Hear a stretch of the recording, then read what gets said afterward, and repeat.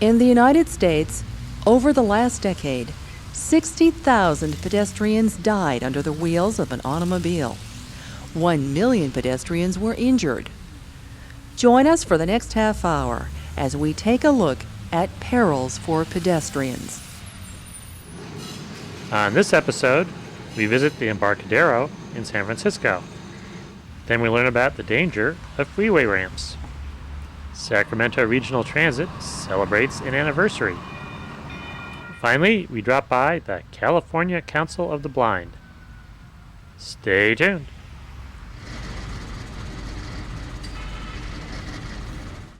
We're in San Francisco talking with John Holtzclaw, who's chair of the Transportation Subcommittee of the Livable Communities Committee of the Sierra Club. What does that committee do? That committee makes Sierra Club policy and involves activists all around the country on transportation issues, especially trying to cut the number of highways, reduce the amount of driving, improve pedestrian and bicycle facilities, improve public transit, getting people out of their cars. Now, we're along the Embarcadero here. The Embarcadero here. Before the 1989 earthquake in San Francisco, there was a double-decker freeway here that occupied the whole center part of this roadway. At places, the roadways had to wend their way through the columns of the freeway. You get soot, noise. You think there's noise here now on the roadway. It was worse when the freeway was here. There were two levels of it above you. So the earthquake damaged it, and we had it torn down as soon as it was damaged. I have a little piece of the concrete from the freeway. It was a big celebration when the first jackhammers went after it and we started to tear it down. And now we have a beautiful roadway. We had almost no one in these spaces before the quake. Now it's completely filled. The whole roadway's been rebuilt. The ferry building in the background there has been rebuilt, and it's just a wonderful place to be. What happens when you have an elevated freeway along a waterfront? A lot of cities have done this. What's the impact on a city? Well, the impact is it cuts the waterfront off. The waterfront is one of your major assets of a city like this. People want to go there. They want to see the waterfront. They want to see people getting into ferries and taking off. They want to see the activity, the water activity. And it's just so oppressive to have a double-decker freeway with all of that traffic. And initially, when it was first built, it was going to go all the way around to the Golden Gate Bridge on the north side of San Francisco. But when the people of San Francisco saw this big barrier to the waterfront, they rebelled against it, and we say the freeway revolt started here. Bostonians say they started it, but we think we started it, but about the same time. And so it wasn't built any further, but at the same time, until it was broken, we couldn't tear it down. We couldn't get the people and the board of supervisors to support tearing it down. So you had a little help from an earthquake there. Yeah, well, we say that, we're being the Sierra Club, we go to Mother Nature, and Mother Nature helps at times. Now, when this whole space was rebuilt, what was the key to rebuilding it so it would be part of a livable community rather than just another mistake? Obviously, the main key was getting the freeway down. We did put a light rail, and you've seen the classic light rails running down the center here by us. We widened the sidewalks. We narrowed the number of traffic lanes for cars, and we put in stoplights, made sure that they had to stop frequently. So it encourages people to walk or take transit rather than driving. What sort of economic development has taken place along this new space? Well, these piers, before the earthquake, these piers were all deteriorating. There wasn't much going on there. They've been rebuilt since then. Offices going in there, restaurants going in there. The ferry building was completely rebuilt. It has a farmer's market that operates on Saturday and Sunday. Everything along here is being rebuilt and refurbished and upgraded. There's a parking lot here that hopefully will have about 5 stories of beautiful housing built on it shortly. And the whole area has just come up. It's economically so much better off than it was before. Now there's a city somewhere that has a elevated freeway along their riverfront or their lakefront or oceanfront. Tear it down. Yeah. Portland did the same thing along its riverfront, tore down a freeway. I don't think it was even damaged, and it's all walkway now. So yes, tear them down. Rebuild the city. Move your commerce and your population to places where they can really enjoy it, rather than it just being a place to drive through quickly. Make a destination rather than just something to traverse.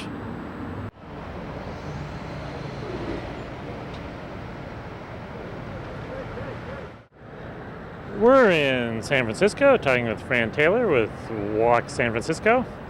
What is Walk San Francisco? Well, Walk San Francisco, as its name implies, is an organization to promote walking in San Francisco. And it involves safety measures as well as just encouraging people to get out. San Francisco is touted as a walkable city. That's one of the reasons tourists come here.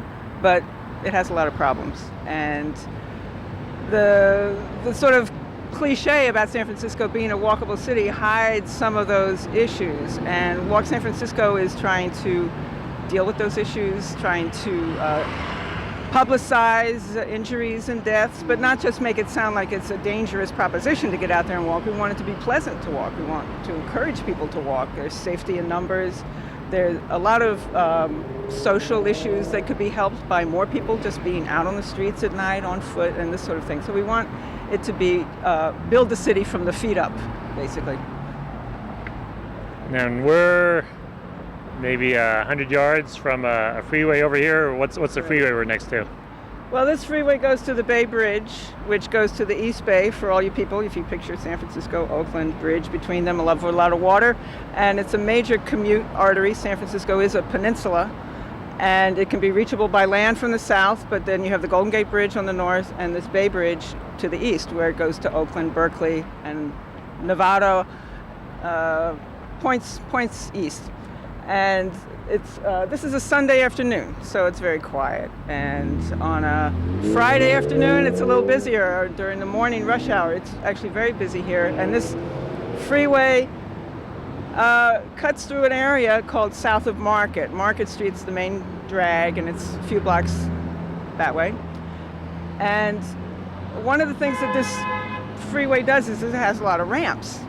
And every time there's a ramp, either on or off, it creates one of these pedestrian hell situations where you either have to cross three ways to get just from here to there, or you have to run across a ramp, or you have to look over your shoulder for the turning cars. And it's a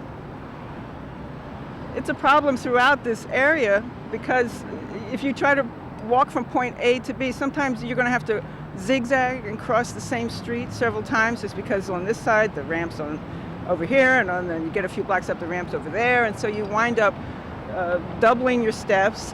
That is not a way to encourage people to walk, and it's giving priority to cars. So getting the cars up on the freeway hasn't solved the pedestrian vehicle conflict. Oh, not at all. Well, they don't stay up there. In the press lately, there's been a sort of conventional wisdom expressed in letters to the editor and commentaries and so on that, well, it would be much safer for pedestrians if we had more freeways. And I don't quite get the notion that encouraging this kind of an intersection is making it safer for pedestrians. It's actually encouraging people who come off the freeway. They're still mentally at a freeway speed, especially if the light's green. When they exit the ramp, they just keep sailing along at 50 miles an hour. And here we have, the turning traffic having priority. So across the street here, sort of kitty corner from us, is a bus stop. Now here's the bus here. It's going to turn over there. If I wanted to catch that bus, the light's green for this traffic. I could go with that, except that there's a sign there that says no pedestrian crossing. So I have to wait now for this light, that light, and a third light. Meanwhile, the bus is gone, and I have to wait another 20 minutes. So this doesn't make the city walkable. This is sort of a blemish on that reputation that San Francisco has as a walkable city. And I just want to point out that the areas where most tourists go, where they say, oh, it's so walkable, it's so nice, don't have any freeways. Up at Fisherman's Wharf, there's no freeway. You go to Coit Tower, you go to the sites around that part of the city, North Beach, all the cafes, the sidewalk cafes and so on. There are no freeways there. And it is very walkable. But you get down here where the people work and where the people live, and you have to do this little dance of crossing 3 times.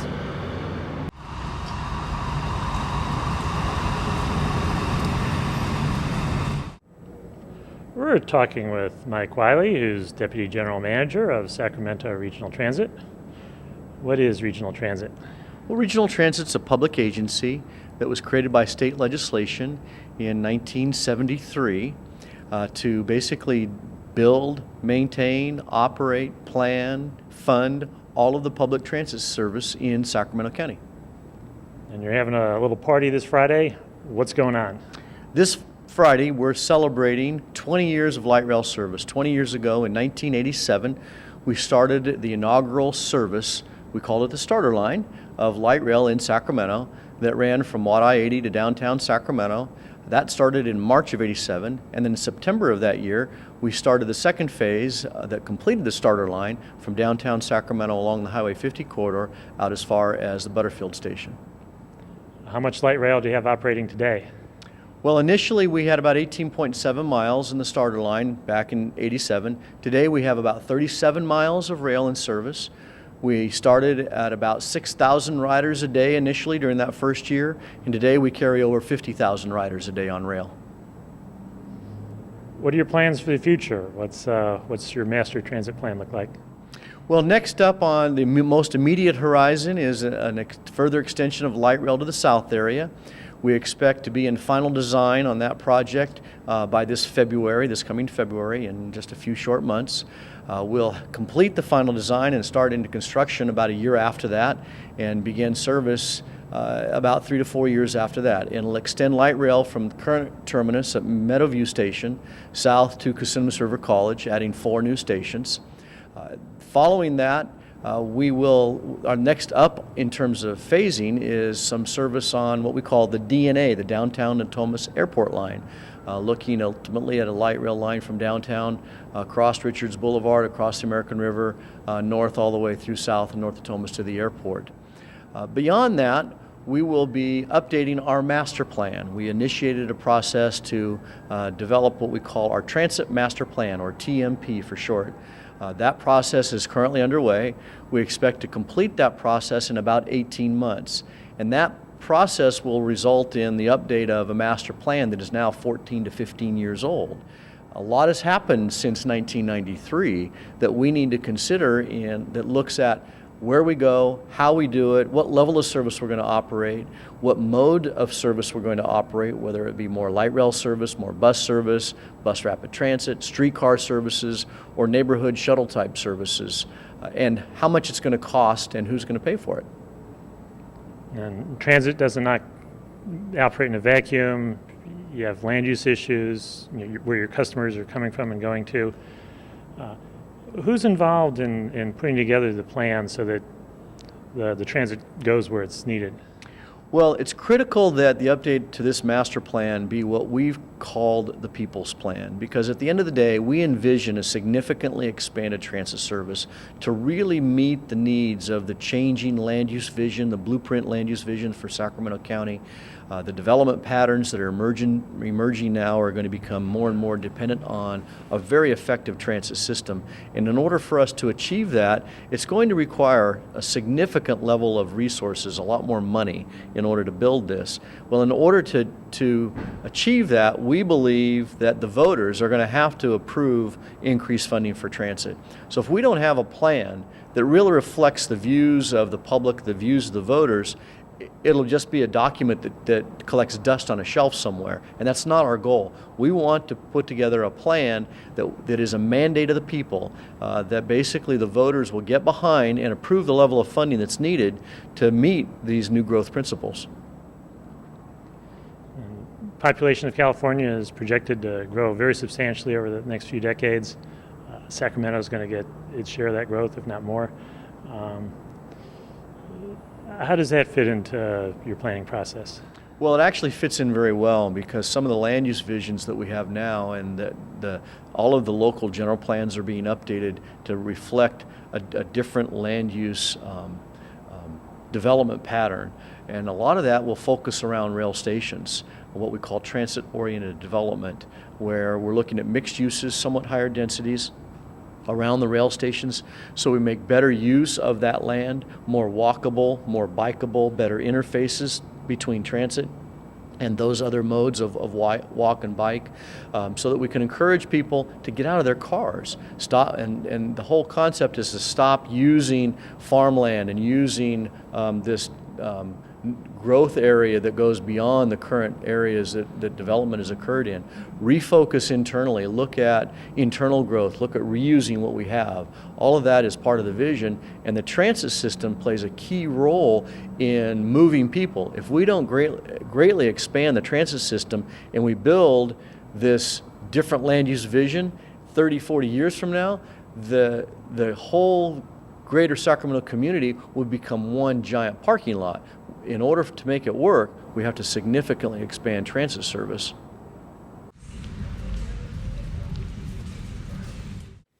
We're in Sacramento, California, talking with Gene Lozano with the California Council of the Blind. What's your position with the council? I'm the second vice president of the statewide organization. And what sort of issues do you deal with?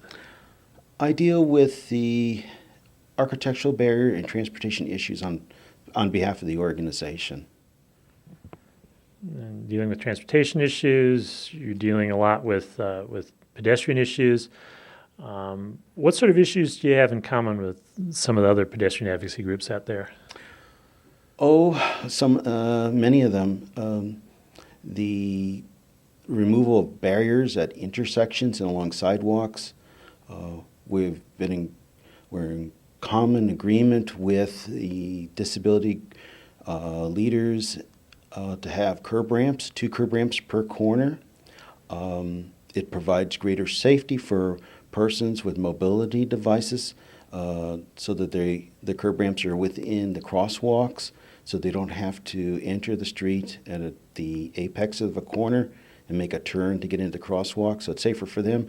For us, it provides an orientation cue so that the curb ramps are oriented in the direction of the opposite corner, so that helps us in making street crossings. The removal of overhangs, like signs or branches that overhang the public right-of-way, so that's something we have in common with the interests of different disability groups. Removal of guide wires, the path of travel being free of obstacles. So that is, in those areas we have a lot of commonalities, and maybe for different reasons, but the ultimate, it's free access. And there are some areas where your concerns might not be identical. For example, roundabouts. What's your stand on roundabouts? Well, roundabouts, the organization, but also as users who are blind or visually impaired, we are not in support of the roundabout concept. Roundabouts, the idea is to have automobile traffic moving continuously and without having the need for light signals. Well, audible sounds from automobiles is an orientation cue for us, and we use that cue listening to parallel and perpendicular moving traffic. So when we have traffic that's continuously moving from all different directions, we are uncertain as to when we can cross. And since there's no street lights, traffic lights rather, we don't have that information to know when to cross. So it's a really safety issue for us, life and safety really. Sometimes our peers in the pedestrian advocacy movement say that, just make the eye contact with the motorists and they'll yield the right of way. But we have the problem of not knowing which automobile to look in the direction of, and hope if we do identify a moving car, that we're making that eye contact. If you're totally blind, of course, you can't see the motorist. So that's a big problem there. Sometimes we've had some differences over the placement of detectable warnings. And we've, over in the few years, since the Barden case, have been able to come up with a design that is more friendlier to user for all parties. The detectable warnings are very critical to alerting us when we're leaving the sidewalk and entering the street. We know that there are some people in the physically disability community who really like corners that are flush with the street because there's no abrupt changes in the transition from street to sidewalk. But for us, there's no cue to indicate when you're leaving one and entering the other, so the detectable warnings are needed there also. So that is something, sometimes there's a difference there. And you talked about having a clear path of travel on the sidewalk. But sometimes to liven up an urban area, you have things such as sidewalk cafes and so Yes. on. What problems does that present, and how can it be done so that they don't present a problem? Well, the outdoor cafes are a real asset for neighborhoods. It has brings more life to the neighborhood, and it provides safety and so forth, the presence there. But for us who can't see, the placement of tables and chairs that encroach into the public right-of-way can become an obstacle and a barrier. And so sometimes we can walk into them, we can get disoriented, as well as sometimes we can hurt ourselves or somebody else. The solution would be to encircle these cafes with a decorative barrier, like a fence, a wrought iron fence, or something that would delineate where the areas for the cafe users and the customers there, and then a public right-of-way that's clear for us and other pedestrians to walk along the sidewalk without encroaching into that area that is reserved for eating. Other problems we have sometimes is sidewalks or trails or places where there's a mixed use, where you have competing modes of transportation, and that can be the bicyclists and pedestrians, or now the newer concept of shared streets where there is no curbs, there's nothing to distinguish the pedestrian area from the vehicular way. And that, again, relies on a person making eye contact with another person. And if you can't see, you don't have that visual cue, and you don't know where to avoid or where to go to get out of the way of another moving person or vehicle. So that's something. Large open spaces like, large malls. Again, you don't have reference points to know where you are in relationship to where you might be wanting to go, to a building or a pathway. And then on top of that, you can have where these malls, there's artwork or fountains put in the way, so that those three-dimensional artwork pieces are sometimes right there in the pathway, and you can run into them, even though you're using a cane. If you have a guide dog, they may be able to take you around them to avoid an accident, but you're not aware of their presence. The fountains can mask the water fountains can mask the sound of other auditory cues that we need, and then we run into issues of street furniture, where it's not just the cafes, but sometimes you put out in these malls benches and tables that we really think are really asset for pedestrians who really, sometimes want to take a break or sit down and communicate with one another, but it's their placement.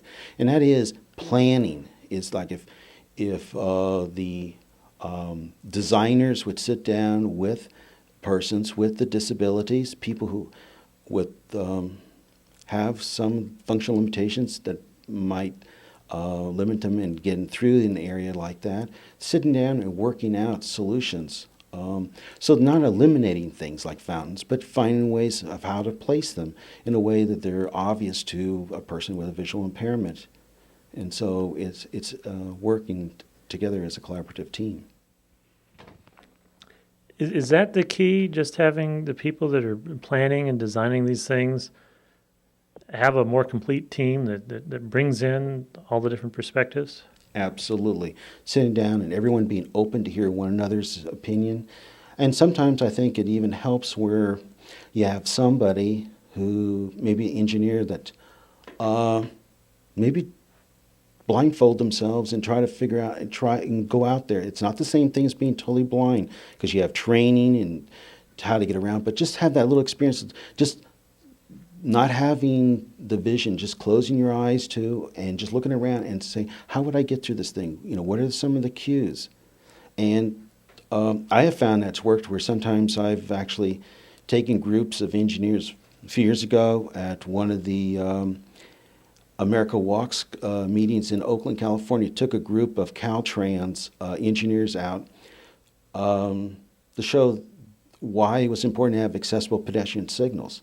And we had one intersection that had no signals operational at the time, and so they listened to the traffic and tried to figure out when they would be able to make a crossing. Then the signals were turned activated with the audible sound that announced the walk phase, and that made a world of difference. And from that, we have found that sometimes those engineers have been more open to considering putting accessible pedestrian signals in. And there were local traffic engineers involved at that time, too. So again, it's working together. Have intersections changed over the years that made things easier or more difficult for the blind pedestrian? The environment, the built environment's become more challenging and very much more complex. Probably 20, 30 years ago, you found typically intersections designed a plus intersection, two streets crossing one another at a right angle. Now, because of the need for right turn lanes, large right turn lanes for larger vehicles to go around the corners, they're offset, they're at angles, so and there are multiple streets intersecting. So it becomes more difficult to make those crossings, because you don't know which direction it's okay for you to cross at the time. And that's really necessitated the issue of having more accessible pedestrian signals that give you that audible announcement when to make the crossing. Visit us on the internet at www.pedestrians.org.